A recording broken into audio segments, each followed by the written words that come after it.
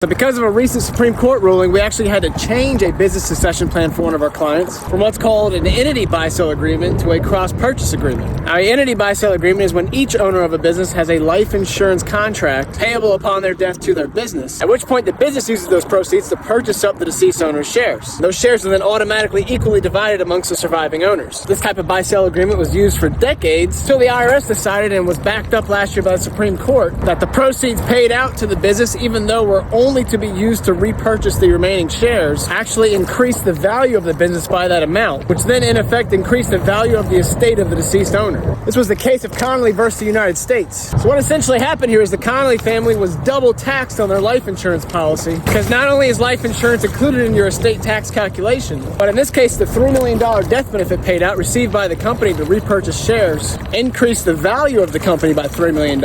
which put the deceased Connolly brothers' estate over the estate tax exemption, triggering up to $900,000 due in estate taxes when there would have been none. So that $3 million buy-sell life insurance policy was not only included in the deceased Connolly brothers' estate, but because it was then paid out to a company owned by the estate, was then added in again towards the valuation of the business owned, which in effect made it a $6 million transaction, even though only $3 million was received. Now, this all occurred because those proceeds were paid to the business and not to the surviving partner themselves, which is known as a cross-purchase agreement. So instead of the contract going to the business, each owner takes out a policy on each other owner, which of course they then use to repurchase the deceased owner's shares. Under this agreement, of course, the $3 million life insurance policy will still be included in the deceased owner's estate, but does not increase the valuation of the business and is payable tax-free to the surviving partners. There's one thing true in this world: it's things never stay the same.